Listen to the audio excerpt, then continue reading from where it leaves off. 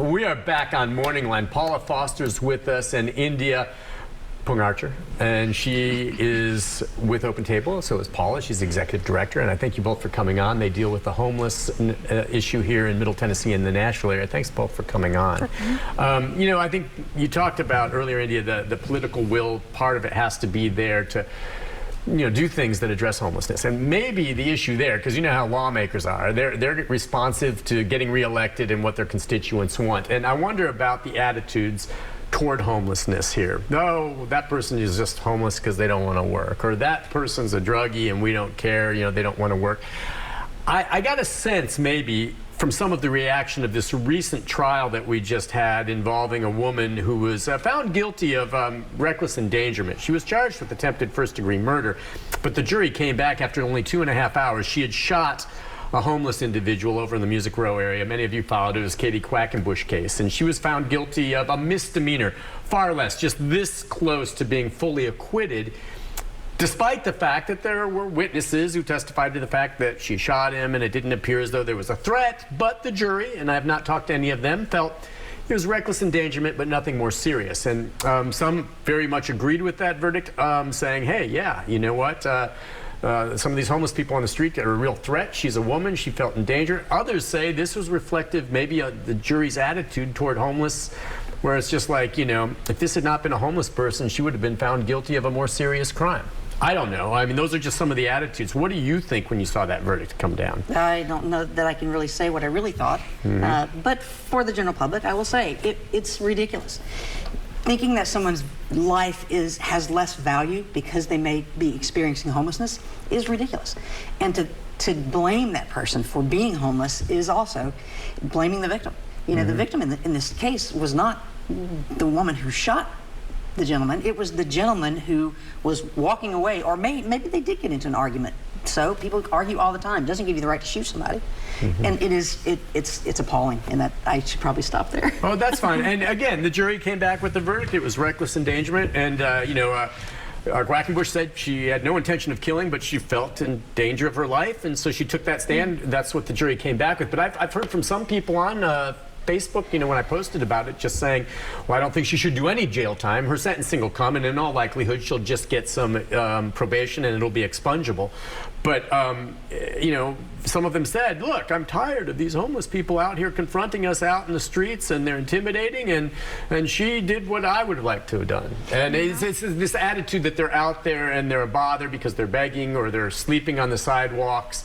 Which, again, you know, you're sorry to see that across the board, but this was an individual who was shot. But the verdict came back as it was. Maybe she should be sentenced to spend some time experiencing homelessness herself. To understand how it goes. But I just don't know if that is an example maybe of some of the attitudes that are out there as folks, you know, we don't have to talk about that case anymore, but just in general, you get the sense that maybe the public is frustrated. They say, well, they can't just camp anywhere they want, and which I understand. And, you know, they're always out there begging or in the streets, or they can be intimidating when they come up to you. And when you say no, sometimes they'll get mad and say things to you. You know, that kind of attitude sometimes folks have. Go ahead.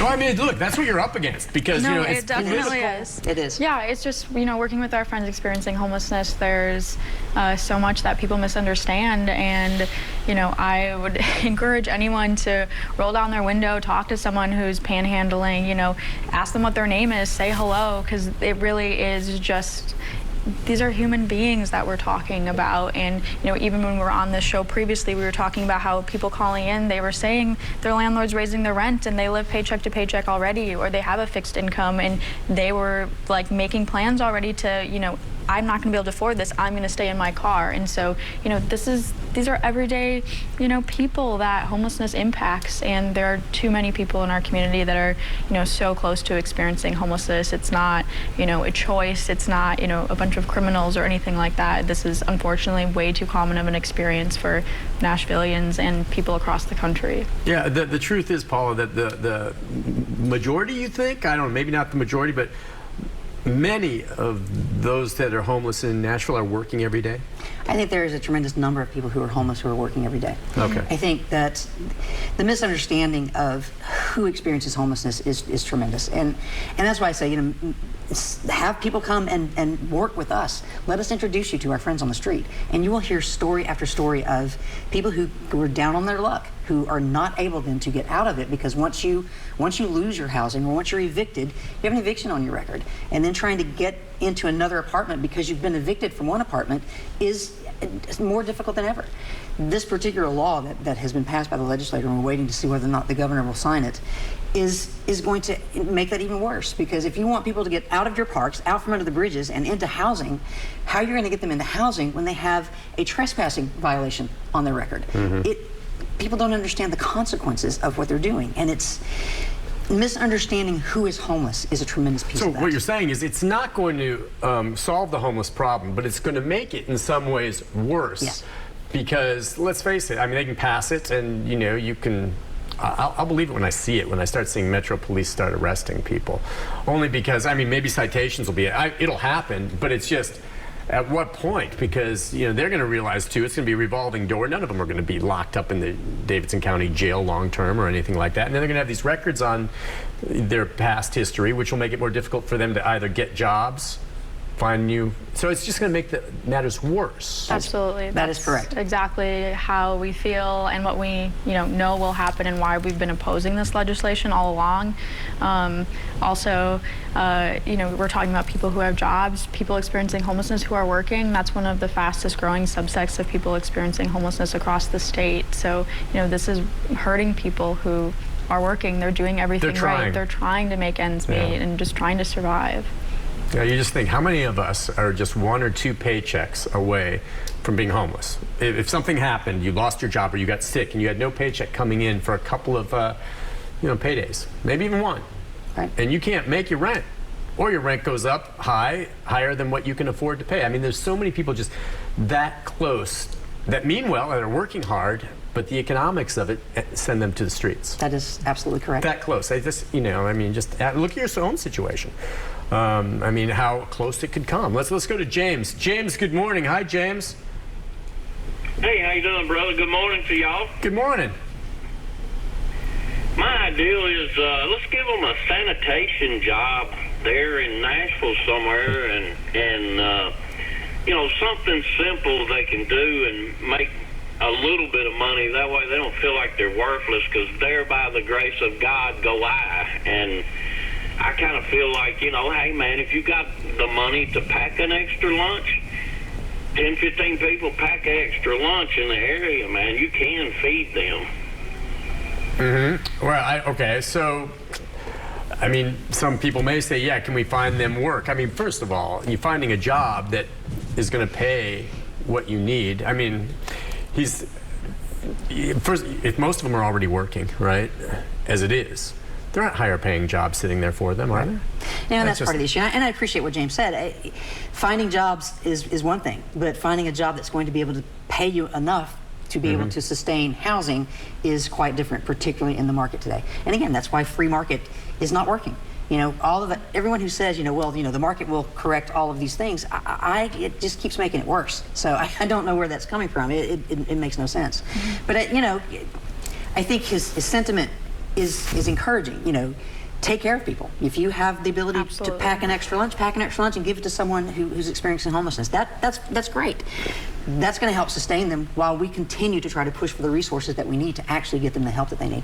And we would love creative solutions like James is offering, where creative job programs that will support our friends and give them a chance. Do you think some of them who sell the newspapers on the side of the road, has that made a big difference, you think? Oh, absolutely. The Contributor has done an incredible job at providing entrepreneurs with the ability to earn money and do things that they need to do to get themselves into housing, and have actually also started housing many of their friends who work at the Contributor. Yeah, I've talked to several who were homeless. Through selling that, they were able to get to the point where they could actually afford to get a place to live. Yeah. Yes. It's incredible. People literally learn their livelihood from selling the papers. Yeah, which is great. And I see them out there every day. And I bought the papers. Let's go to Ann. Ann, good morning. Hi, Ann. Good morning. Morning. Last week, our mayor gave a great and wonderful speech about the millions of dollars he was going to do to help the homelessness problem. But he honestly didn't give any tangible answer for anything or any solution for a family looking for housing. There was absolutely no resource for a family that was displaced. No place they could go to today and walk up to a facility and say, I need a place to sleep tonight, and a family could get assistance today and have shelter tonight. A woman and her children could absolutely get a place to sleep. And rent right now is totally unaffordable to a family of 5. It's unheard of. They can't find it. And nothing in the mayor's speech in the next 2 years is going to be solved with the millions that he promised going to our city. And the fact of the matter is the governor's new little law, if they start arresting people and they arrest families, where are the children going to go when these families that are sleeping in our parks or in our state places, where are they going to take those children when they arrest those families? Are we going to pad our juvenile facilities that are already overrun with juvenile delinquents, and we're going to put our children who don't have problems mixed in with our criminals who are being charged with adult crimes but are 13 years old, and we're going to have them housed now because we're arresting people for sleeping in our parks? Our governor's really thought about that. So let's compound our juvenile problem with our other problems, and we still have a homeless problem because we don't have adequate housing for anybody in this city because we've allowed developers to come in and take up every free inch of grass and space in this city and build whatever they want to. Yeah. I mean, I think, is she right about that with regard to, it's one thing if it's a couple of adults that are homeless. If you're talking about a family with children, that's an even bigger issue. That is absolutely correct. The mission has housing for families. If you are a mother with children, if you're a father with children, not so much.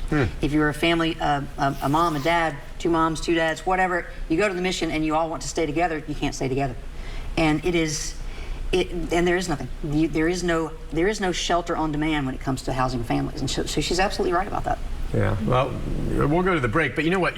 There's different layers of this too. I was just thinking as she was saying. I mean, we see what the housing is in Nashville right now, and it's priced out families that are working that have means, okay, and they're not addressing it while they're complaining, okay. So if you're not addressing it for working families that are working or maybe in a place right now but they're really struggling, but they're complaining about it, I mean, who's going to listen if it's the homeless complaining? They're not listening to anyone. I mean, this is just continuing the way it's going.